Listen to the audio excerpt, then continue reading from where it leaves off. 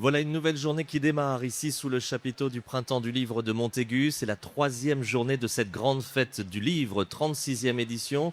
Le Printemps du Livre de Montaigu, édition 2026, placé sous la présidence de Didier Decoing de l'Académie Goncourt, avec plus de 150 auteurs réunis ici pendant 3 jours en Vendée pour partager avec vous l'amour des mots, l'amour de la langue française, l'amour de la littérature, tout style, tout genre, toute génération confondue. Et puis des auteurs aussi, des auteurs, des autrices qui se succèdent sur le plateau des escales littéraires, les escales littéraires qui vous sont proposées par Web TV Culture en partenariat avec le Crédit Mutuel Océan. Et en ce début de matinée, nous allons parler des figures de la vieillesse. Ça nous concerne tous, plus ou moins directement, et nous avons mis un titre, Figure de la vieillesse entre tendresse et revanche, parce que vous allez voir que nos 3 invités n'ont pas forcément le même regard, en tout cas ne parlent pas de la vieillesse et des seniors de la même façon. Bonjour Alexia Strezzi, merci d'avoir répondu à cette invitation. Grand Prince, c'est votre actualité chez Flammarion.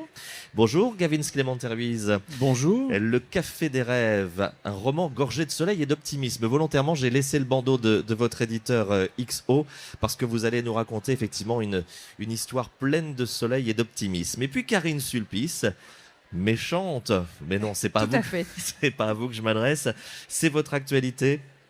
Chez Liana Lévy, votre actualité avec aussi là un bandeau qui va complètement à l'encontre de ce que je viens de dire pour votre voisin, un conte cruel à l'humour implacable. Je vais me permettre de revenir vers vous dans un instant, hein. Si vous le voulez bien, vous allez nous parler de votre écriture et puis de ce drôle de personnage que l'on va découvrir dans ce roman.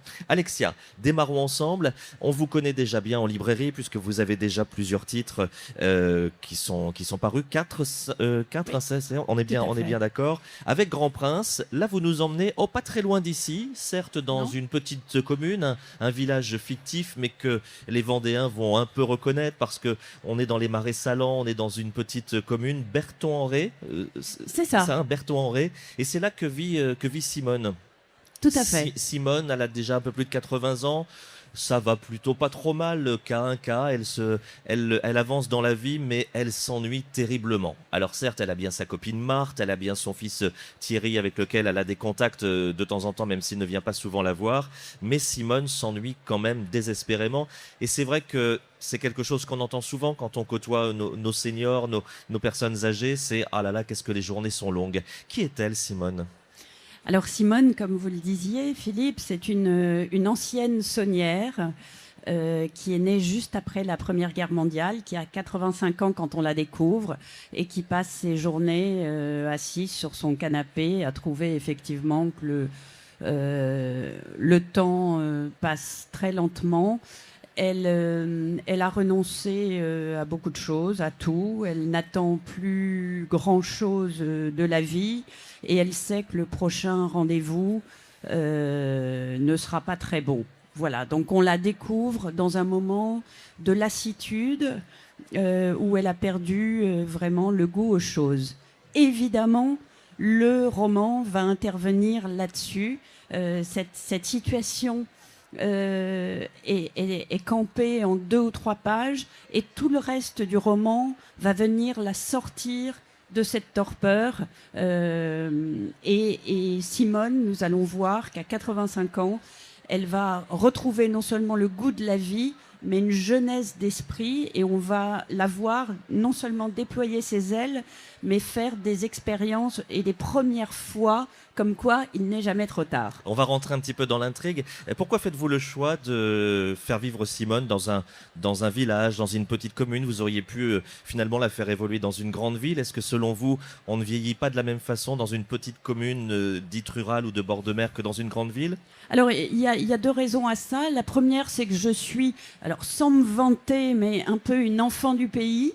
Enfin, pas de la Vendée, mais de la Loire-Atlantique, et que mes grands-parents étaient porniquais, et que j'ai grandi effectivement, enfin j'ai passé toutes mes vacances et que je suis très attachée à ce territoire, mais je voulais parler du littoral, non pas des stations balnéaires, mais des petits villages autour de Marais Salants, qui sont pas des paysages saillants, c'est le moins que l'on puisse dire, et où l'afflux des estivants ne modifie pas de fond en comble le quotidien. Donc des villages qui vivent toute l'année, mais d'une vie tranquille, modeste, et voilà. Et c'est des gens que je connais très bien. Et auxquels j'ai voulu rendre hommage à la vitalité, à la force, à la solidarité et à ce qui sous-tend effectivement au lien social qui peut se réactiver et qui existe dans ces petits villages. La même chose dans une grande ville, dans un centre urbain ou périurbain, peu importe, m'aurait emmené à traiter des sujets très différents. C'est-à-dire que la solitude dans les grandes villes, l'isolement des personnes âgées ou leur invisibilité est très différente que dans ces petits villages où on se connaît, où on s'inquiète si le matin des volets tardent à s'ouvrir.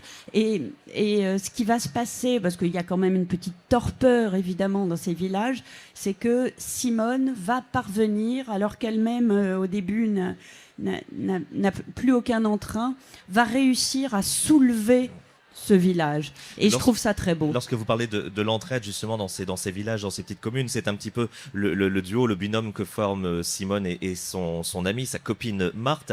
Toujours pour ancrer Simone dans la réalité, un mot brièvement de la relation un peu complexe entre Simone et son fils Thierry, parce qu'il se voit très peu. Thierry passe des coups de fil en disant je vais venir, et puis finalement son agenda fait qu'il ne vient pas souvent voir sa mère, et c'est un peu une culpabilité que chacun d'entre nous peut ressentir vis-à-vis des parents, des grands-parents, en se disant je vais y aller le week-end prochain, et puis non, finalement j'irai le mois prochain. Alors Thierry n'est pas un mauvais fils, mais c'est effectivement un quinquagénaire qui est pris par sa vie professionnelle, qui a dans un coin de sa tête le fait qu'il devrait aller voir sa mère, qu'il faudrait qu'il en fasse plus, mais il est happé par ses propres obligations. Et Simone a cette qualité, et je dis ça sans qualificatif, enfin sans que ce soit positif ou négatif, en tout cas ce trait de caractère de ne pas vouloir peser. Elle a cette pudeur qui fait qu'elle ne se plaint pas. Si son fils vient, évidemment, c'est le plus beau jour de l'année. S'il ne vient pas, elle ne lui en fera absolument pas le reproche.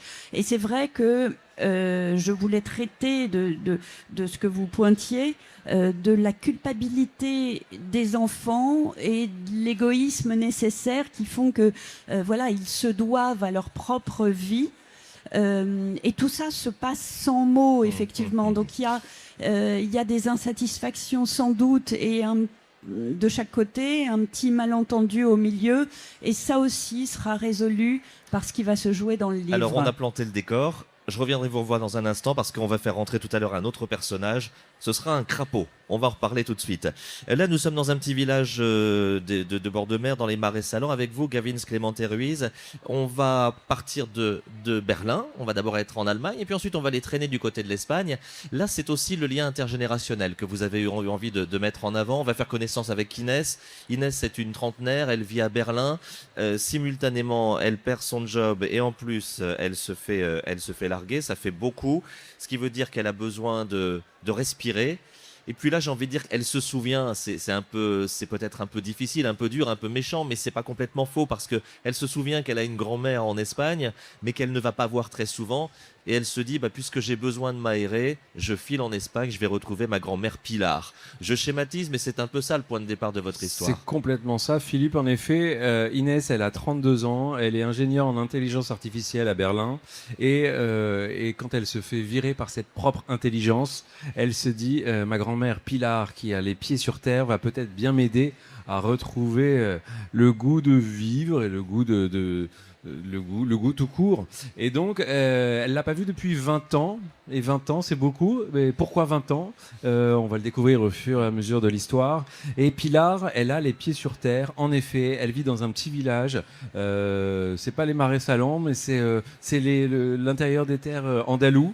Et avec le cadre est important. Le décor que vous décrivez est important dans l'histoire. Il y a un café sans nom où tout le village se retrouve tous les jours, tous les matins, pour le petit café de 10 heures. Et il y a le lavoir où toutes les femmes se retrouvent. Alors tout ça, c'est vrai, hein, c'est des choses que mon père vit dans un village en Espagne. Et donc j'ai reproduit un peu le cadre où il vit. Il y a un bazar chinois avec plein de choses complètement farfelues qu'elle s'amuse à découvrir et qui sont tout à fait inutiles, donc nécessairement nécessaires. Et donc elle va se retrouver avec Pilar, mais surtout Pilar, elle a des copines. Et les copines de Pilar, elles sont assez truculentes, elles sont colorées. C'est des femmes pas du tout artificielles cette fois. Elles ont la joie de vivre, elles fument, elles boivent, elles dansent, elles chantent. Et elles ont eu des histoires d'amour toutes plus nécessaires aussi. Et grâce à ce vécu, grâce à ces personnages hauts en couleur, eh bien, tout doucement, Inès, elle va reconstruire son quotidien autour de ces personnalités, de ces femmes vraiment très fortes et qui n'ont pas de tabou, qui sont complètement libres, des femmes puissantes, des femmes fortes. J'en ai connu certaines parmi elles. Elles existent et donc c'est ce côté très très très vivant tout d'un coup. Et alors on m'a dit mais c'est marrant, c'est bizarre de faire ce portrait des femmes comme ça âgées. Je me suis dit mais pourquoi pourquoi on a le droit d'être âgé et de vivre. C'est quoi le problème? Il n'y a pas de problème. Et donc en effet non, c'est des femmes qui ont vécu et qui sont heureuses de vivre et d'avoir vécu ces histoires d'amour, entre autres. Et c'est vrai qu'il y a la différence du personnage de Simone que nous évoquions à l'instant avec Alexia. Vous, le personnage de Pilar, il y a un moment, elle a pris sa vie à bras le corps et elle s'est dit, bah voilà, j'ai encore de belles années à vivre et avec les copines, bah on va placer notre vie un peu sous le signe de la fête. Exactement. Même si ça ne l'empêche pas, Pilar, d'avoir aussi ses fêlures, d'avoir eu ses moments difficiles, mais c'est vrai qu'elle a une vision très, très positive de la vie et puis elle a une façon de parler très truculente. Hein. Exactement. Pilar, en fait, elle était... Moi, j'ai appris plein de gros mots avec elle. C'est vrai? Très bien, je suis ravi, Philippe. C'est vrai que c'était vous savez, c'est toute la diaspora espagnole qui a vécu autour de Paris, dans les banlieues souvent. J'avoue que mon grand-père vivait aussi en France et donc souvent ils repartent au pays. Mon père moi-même est reparti au pays qui n'est pas son pays natal mais qui est son pays, on va dire, d'origine par son père. Et donc c'est vrai qu'il y a souvent un retour au pays et tout d'un coup on retrouve des racines. Je pense qu'on a besoin de s'implanter, de se figer à un endroit. Et là, dans ce village espagnol qui est toute sa vie, hein, qui est toute la vie de Pilar, eh bien elle va se reconstituer. Pilar, à travers sa petite fille aussi, va quelque part se regarder en miroir et voir ce qu'elle a fait, ce qu'elle n'a pas fait. Mais Pilar, elle voit plutôt le verre à moitié plein, donc elle se laisse pas aller. Et c'est ça que j'avais envie de montrer. J'aime bien ces femmes fortes. On parle de l'Espagne, vous nous laissez entendre qu'effectivement vous avez des attaches familiales, que vous connaissez bien un petit peu cette région de l'Espagne en tous les cas, mais c'est vrai que lorsque l'on donne votre nom, Gavin Clemente Ruiz, on ne peut pas ne pas parler aussi du guide du routard, parce que c'est une partie de votre vie, ce qui veut dire que vous savez aussi, et on le retrouve dans le roman, vous savez raconter les décors, c'est-à-dire que là, que ce soit à Berlin d'ailleurs dans les premières pages ou après l'Espagne, il y a les odeurs, il y a les senteurs, il y a les bruits, les sonorités. C'est important pour vous aussi, mais parce que ça c'est un peu votre vie, votre métier aussi. C'était mon quotidien pendant 26 ans, travailler pour le guide du routard. Oui, c'est ça. Je partais partout et en fait souvent quand je visitais un endroit, je notais des sensations. Donc c'est peut-être pour ça que vous retrouvez cette idée d'odeur. Je voulais que ça sente la figue, ce roman. Et j'ai essayé, vous savez, la figue bien en fin d'été là, bien gorgée on dit gorgée d'optimisme, mais bien gorgée de sucre qui embaume tout un espace. Donc oui, je note des sensations avant de noter le nombre de places, le nombre de plats ou le nom du chef. Bon, on va continuer à parler de ça. Alors on a évoqué Simone, on a évoqué Pilar, qui sont plutôt, très, très gentiment, je vais dire, qui sont des mamies, d'ailleurs, puisqu'elles sont toutes les deux grand-mères, qui sont des mamies qu'on aurait envie de rencontrer, avec qui on aurait envie de prendre un verre, de papoter. Je suis pas sûr que j'aurais eu envie de croiser le chemin de moi, Violette. J'aurais adoré. Mais peut-être que si, finalement, parce que Violette elle a plein de choses à raconter. Violette, c'est elle qui va nous parler dans les toutes premières pages de votre roman, Karine Sulpice, dont le titre est très éloquent, Méchante. Donc Violette, c'est elle qui nous parle, mais finalement, elle nous parle sur son lit de mort. Je ne trahis pas de secret. Non, on comprend assez vite. Oui. Elle vient de mourir, et dès le début, on va comprendre que c'est très cocasse. Elle vient de mourir parce qu'elle a mangé un champignon qu'elle n'aurait pas dû manger, alors qu'elle les connaissait très bien, ces champignons, puisqu'elle a l'habitude des balades en forêt. Et très vite, il va y avoir un autre personnage qu'on va voir apparaître, qui va venir visiter Violette sur son lit de mort. Ben, c'est Bertie qui était un petit peu sa dame à tout faire, son aide ménagère, son aide à domicile. Son aide à domicile. Et puis on va comprendre qu'il se passe des choses entre ces deux femmes. Alors une petite présentation de Violette qui est quand même une drôle de dame. Oui, alors Violette, c'est vrai que c'est elle qui ouvre le roman et c'est elle qui du coup va donner la couleur du roman, parce que c'est vraiment sa voix qu'on va entendre. Et quand on la découvre, on a l'impression qu'elle est en train de se faire maquiller finalement peut-être dans un institut de beauté, mais on comprend assez vite que en fait d'institut de beauté, on est sur une table d'autopsie. Et en fait, Violette est en train de nous raconter ce qu'elle vit, mais d'outre-tombe. Voilà, elle vient d'être autopsiée. Effectivement, parce qu'elle vient d'ingérer une omelette aux champignons mortels. Ce qui étonne énormément les gendarmes qui la retrouvent, puisque cette dame, Violette, elle habite dans un petit village, elle connaît très bien les champignons, elle va les cueillir elle-même depuis toujours. Elle a toujours vécu là. Pardon, je suis un peu perturbée, j'ai un lapin qui me regarde. Il y a un lapin qui nous regarde, c'est surprenant. Ouais, ça perturbe. Voilà, mais voilà, Violette, c'est quelqu'un qui, logiquement, n'aurait pas dû se retrouver sur cette table d'autopsie.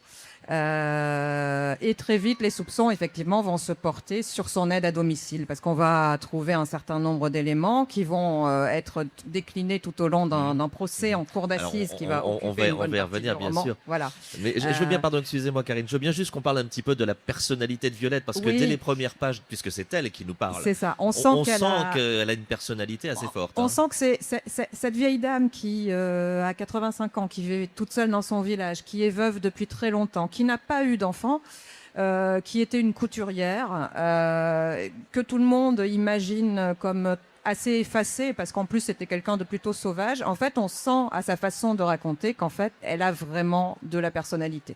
C'est quelqu'un qui a la dent dure, c'est quelqu'un qui est caustique, c'est quelqu'un qui espère bien que les enquêteurs vont faire leur boulot et trouver ce qui s'est passé, c'est ce qu'elle dit.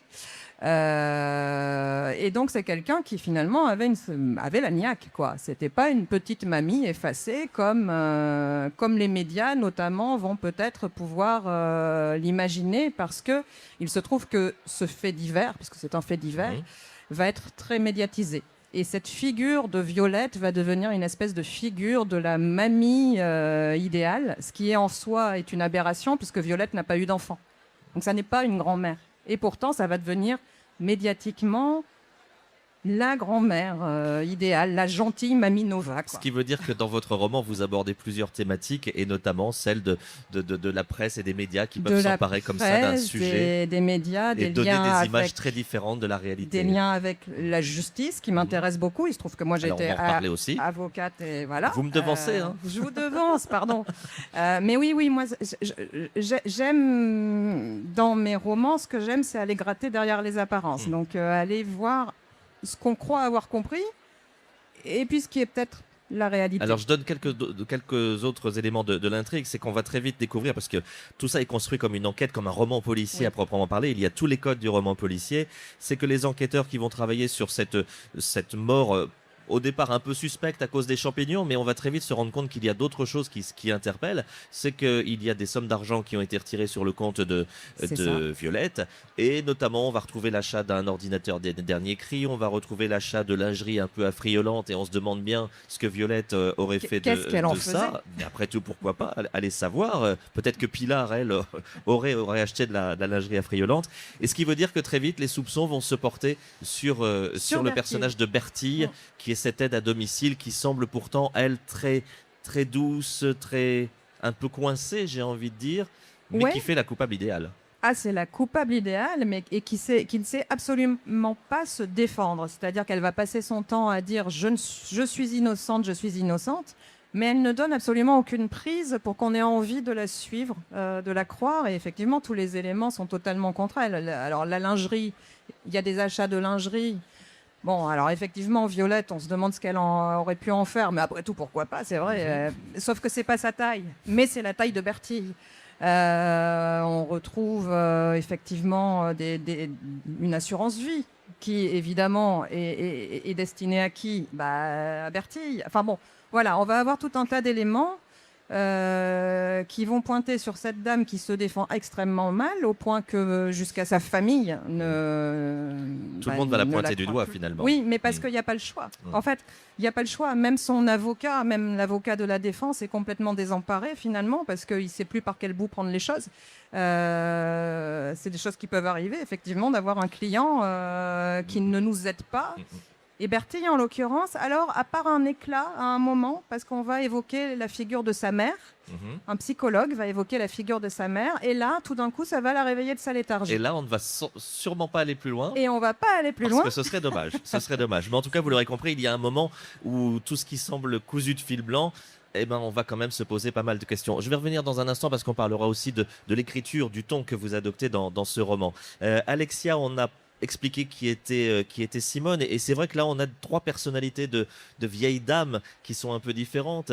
Il y a cette vieille dame un peu revêche, il y a Pilar qui est la gentille mamie un peu indigne, un peu olé olé, ça c'était un peu facile puisqu'elle vit en Espagne, et puis il y a donc Simone qui elle vit un petit peu dans son cocon sans faire trop de bruit et sans vouloir faire de peine à personne, mais dans cette vie un petit peu tristounette, il se trouve qu'elle a dans son jardin un crapaud. Vous savez, c'est genre, alors certains ont des nains de jardin. Elle, c'est un crapaud qui était un souvenir de son mari, puisqu'ils avaient acheté ça à Figueras, la seule fois où ils sont allés en vacances en Espagne. Et donc tous les matins, lorsqu'elle ouvrait ses volets, il y avait ce crapaud en faïence dans la pelouse qui lui rappelait un petit peu les belles années avec son mari.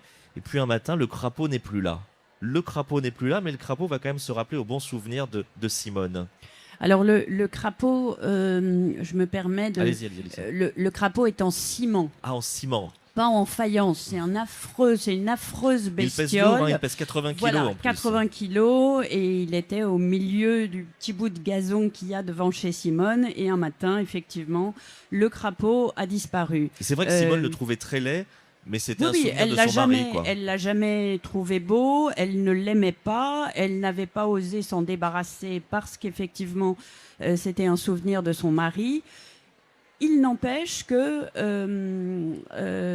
le matin où il n'y a plus que la tache noire, où l'herbe n'avait jamais pu pousser depuis 30 ans, et où le crapaud n'est pas là, ça fiche un coup à Simone, qui se demande, qui n'est pas triste de la disparition du crapaud en soi, puisque bon débarras, tant il était vilain, mais pourquoi aurait-on envie de lui voler cette bestiole?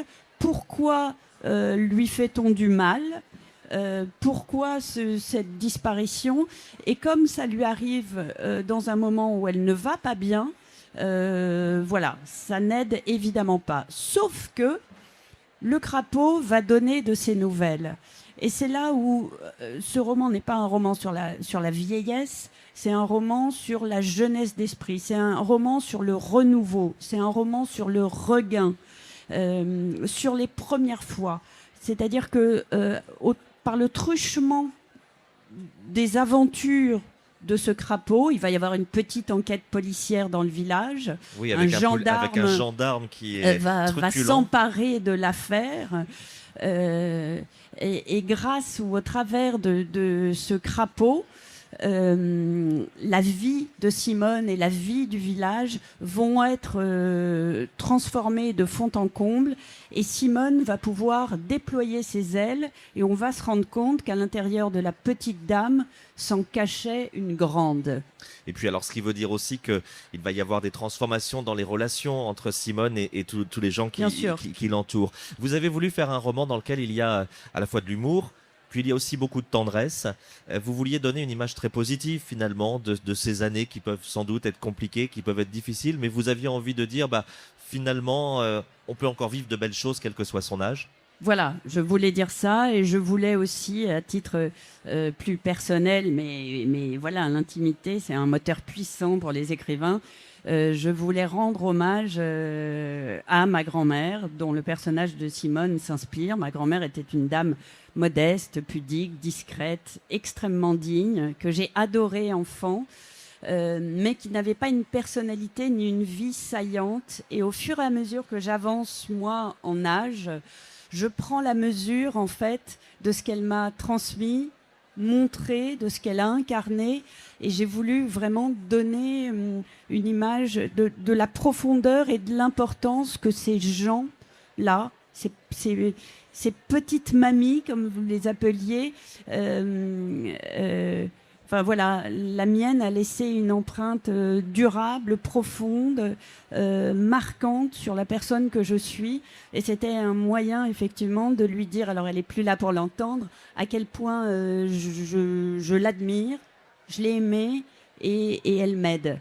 En tout cas, vous avez comme il a un livre qui est à la fois drôle, tendre, plein de sensibilité et dans lequel chacun, d'une façon ou d'une autre, peut se retrouver parce que nous avons tous, que ce soit dans nos familles de sang ou dans nos familles de cœur, nous avons tous comme ça des personnes âgées qui, d'une façon ou d'une autre, nous aident à grandir et à avancer. Pour vous, Gavin Clémenté-Ruiz, est-ce qu'il y avait dans l'écriture de ce livre aussi l'envie de rendre une sorte d'hommage à des personnes âgées qui vous ont été proches ou qui vous sont proches, qui vous sont chères? Est-ce que c'était votre démarche initiale? Je peux complètement reprendre les mots d'Alexia, si tu me permets. C'est complètement ça. J'avais envie de rendre hommage à mes deux grands-mères, en fait. Là, j'ai la grand-mère paternelle et maternelle. Alors, paternelle, j'avais un peu de mal, j'avoue. C'était un peu folcoche, vous voyez. Et maternelle, c'était tout l'inverse. Et en fait, j'aimais ces deux femmes. Elles m'ont tous les deux façonné à leur image, peut-être, je sais pas. Mais en tout cas, elles m'ont transmis beaucoup de choses. Alors, la grand-mère maternelle belge, elle était belge. Et elle m'a donné tellement d'amour et tellement de gentillesse et un regard aussi sur le monde. C'était une façon de comprendre les choses avec tellement de folie aussi. Donc je pense que Pilar, elle a pris un peu des deux. Elle a le côté un peu giron de la grand-mère paternelle et elle a le côté un peu foufou de ma grand-mère belge que j'adorais terriblement. Et donc voilà, c'était exactement ça. J'avais envie aussi de leur rendre hommage à ma façon en montrant que à travers leur parcours, peut-être souvent on se rend compte en vieillissant aussi que ces femmes, et puis peut-être les grands-pères un jour, hein, j'en sais rien, je vais voir, mais en tout cas ces personnes qui nous ont précédés, qui nous ont éduqués, on commence à comprendre quelques failles. Et c'est intéressant de voir que ces personnes qu'on admire quand on est enfant avec des yeux d'enfant, quand on vieillit, en effet, tout d'un coup, on se rend compte que oui, j'avais pas compris ça, le coup de l'enfant, le coup de ce mari-là, le coup de cette histoire. Donc voilà, c'est plein de petites histoires qui se décodent avec le temps. Et c'était ça aussi que j'essayais de montrer dans les liens, les dialogues que Pilar a avec Inès, sa petite fille, qui tout d'un coup lui dit ma chérie, ok, tu t'es fait larguer par ton mec là aujourd'hui, mais attends, moi aussi j'ai eu des histoires. Écoute-moi un petit peu.